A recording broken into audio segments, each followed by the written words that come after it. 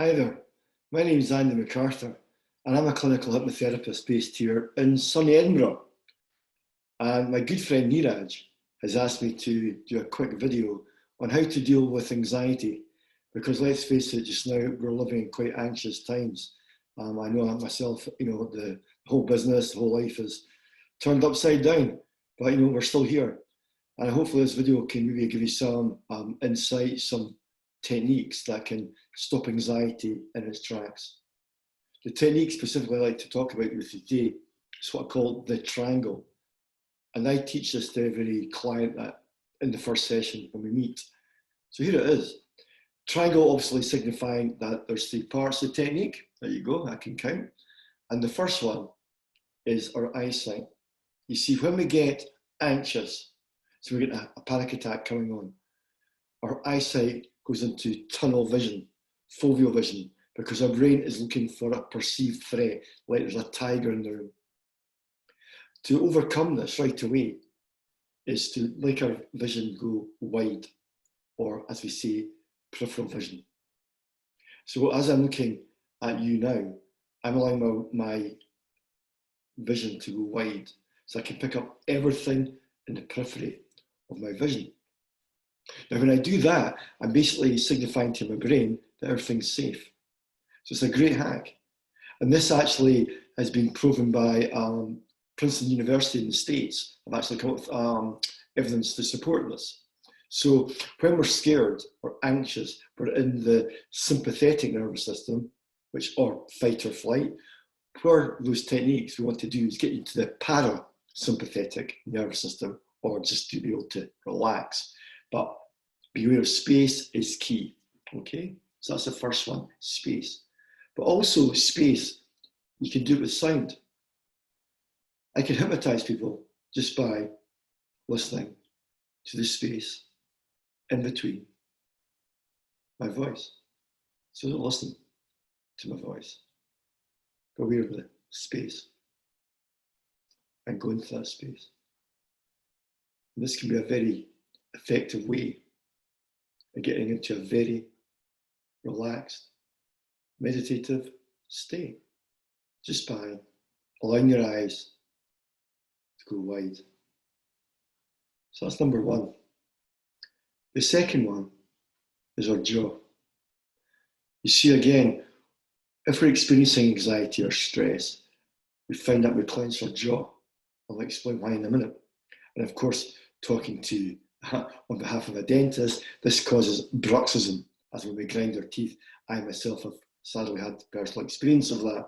That's why I know Neeraj so well. I'm never out the practice. However, if I just allow my jaw to go soft, when I do that, again, it signifies to my brain that everything's safe. Because when I relax my jaw, when I soften my jaw like this, and then again maybe soften my shoulders, it activates the vagus nerve. Now, the vagus nerve is very much in vogue nowadays in therapy because it's very relaxing. It feeds oxygen to our nervous system. Well, that's one of the many things it does. So that's why when we clench our jaw, our brain, our unconscious mind, is trying to close that down because we're getting ready to fight or flight. So by relaxing the jaw, overrides that and gets us into parasympathetic again.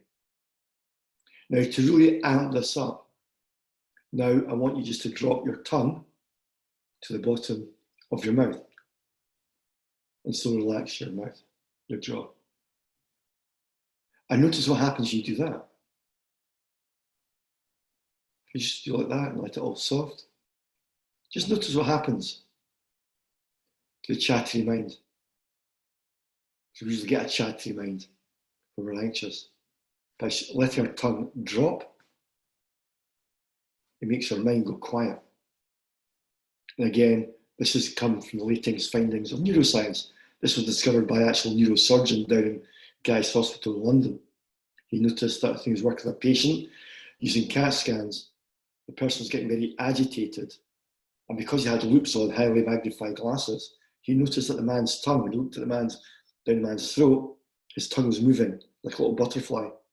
So when we've got a chattery mind, your tongue is actually moving because it's linked to the base of your brain. So just by allowing it to go soft, it stops the chatter. So again, to recap, the triangle, there's space, let your jaw go soft, and drop your tongue. And notice what happens. You'll go into a very, very relaxed state. Now, obviously, this takes practice. I've been doing this for a while. But the more you practice this, the easier it gets. So when I maybe go on a bus, which obviously I'm not doing much of nowadays, I'll sit down, I'll pick a spot, I'll focus, I'll allow my vision to go wide, I'll drop my shoulders, relax my jaw, let my tongue drop. And just breathe gently and deeply. I'm away. I'm away. I teach this to predominantly rock climbers, athletes, people in the armed forces, CEOs, everybody that's maybe in a high stressful job. And this stuff works. It really does if you work it. So hopefully this has been of